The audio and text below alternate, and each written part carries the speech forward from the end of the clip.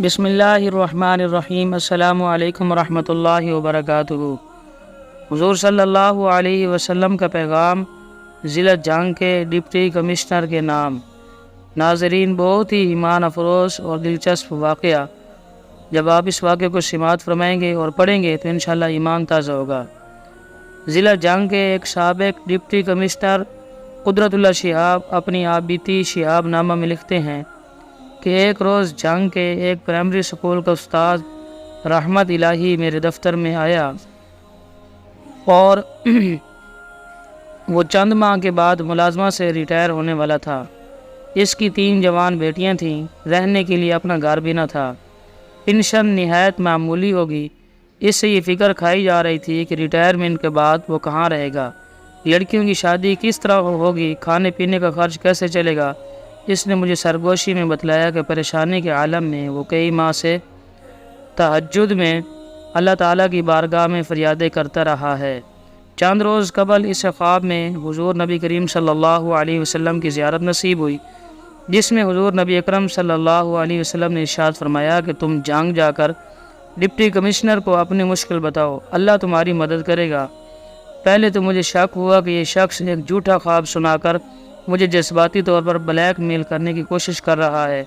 میرے چہرے پر شک اور تذبذب کے آثار دیکھ کر رحمت الہی آپ دیدہ ہو گیا اور بولا، جناب میں جھوٹ نہیں بول رہا، اگر جھوٹ بولتا تو شاید خدا کے نام پر تو بول لیتا، لیکن حضور نبی کریم صلی اللہ علیہ وسلم کے نام پر کیسے جھوٹ بول سکتا ہوں۔ اس منطق پر میں نے حیرانی کا اظہار کیا۔ آپ نے سنا نہیں کہ باخدا دیوانہ و با مصطفیٰ ہوشیار باش۔ یہ سن کر میرا شک پوری طرح رفع تو نہ ہوا، لیکن سوچا کہ اگر یہ شخص غلط بیانی سے بھی کام لے رہا ہے تو ایسی عظیم ہستی کے اسم مبارک کا سہارا لے رہا ہے جس کی لاج رکھنا ہم سب پر فرض ہے۔ چنانچہ میں نے رحمت الہی کو 3 ہفتوں کے بعد دوبارہ آنے کے لیے کہا۔ اس دوران میں نے خفیہ طور پر اس کے ذاتی حالات کا کھوج لگایا۔ یہ تصدیق ہو گئی کہ وہ اپنے علاقے میں نہایت سچا، پاکیزہ اور پابند صوم صلات آدمی مشہور ہے۔ اس کے گھریلو حالات بھی وہی ہیں جو اس نے بیان کیے تھے۔ اس زمانے میں کچھ عرصہ کے لیے صوبائی حکومت نے ڈپٹی کمشنر کو یہ اختیار دے رکھا تھا کہ سرکاری بنجر زمین کے 8 مربع تک ایسے خواہش مندوں کو طویل میعاد پر دے سکتے تھے جو انہیں آباد کرنے کے لیے آمادہ ہوں۔ میں نے اپنے مال افسر غلام عباس کو بلا کر کہا وہ کسی مناسب جگہ کراؤن لینڈ کے ایسے 8 مربع تلاش کرے جنہیں جلد از جلد کاش کرنے میں کوئی خاص دشواری پیش نہ آئے۔ مال افسر نے غالباً یہ سمجھا کہ شاید یہ اراضی میں اپنے کسی عزیز کو دینا چاہتا ہوں۔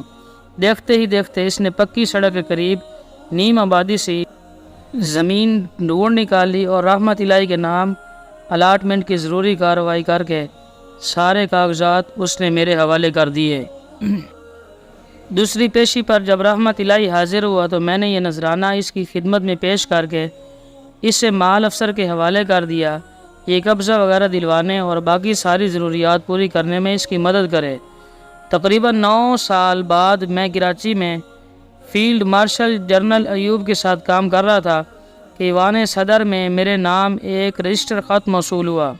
اس زمانے میں پاکستان کا صدر مقام اسلام آباد کی بجائے کراچی تھا۔ یہ مقصد رحمت الہی کی جانب سے تھا کہ اس زمین پر محنت کر کے اس نے 3 بیٹیوں کی شادی کر لی ہے اور وہ اپنے اپنے گھروں میں خوش خرم آباد ہیں۔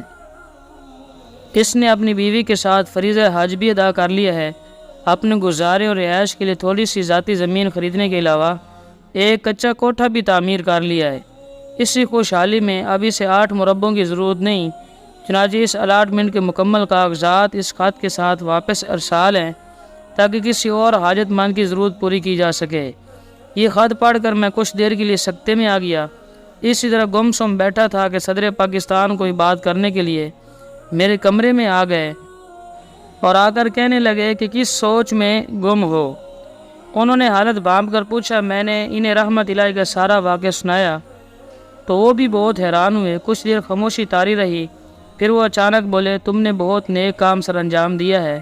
میں گورنر کو لاہور ٹیلی فون کر دیتا ہوں کہ وہ یہ اراضی اب تمہارے نام کر دے۔ میں نے نہایت لجاجت سے گزارش کی کہ میں اس انعام کا مستحق نہیں ہوں۔ یہ سن کر صدر پاکستان بولے، تمہیں زرعی اراضی حاصل کرنے میں کوئی دلچسپی نہیں ہے؟ جی نہیں سر، میں نے التجا کی، آخر میں فقط 2 گز زمین ہی قبر کے لیے کام آتی ہے، وہ کہیں نہ کہیں کسی نہ کسی طرح سے مل ہی جاتی ہے۔ قارئین، اس واقعے کے 5 کردار آج ہمارے درمیان موجود نہیں، لیکن جنگ کے ایک پرائمری ٹیچر رحمت الہی کا کردار ہم سب کے لیے مینار نور ہے۔ اللہ تعالیٰ سے دعا ہے اللہ تعالیٰ ہمیں بھی رحمت الہی کی طرح پاک باز، پاک دامن اور نیک بننے کی توفیق نصیب فرمائے۔ اللہ تعالیٰ ہم سب کی دنیا آخرت کی ضروریات کو ایسے ہی اپنے غیبی خزانوں سے پورا فرمائے۔ اللہ ہمیں ایسے نیک حکمران نصیب فرمائے۔ آمین ثم آمین۔ جزاکم اللہ۔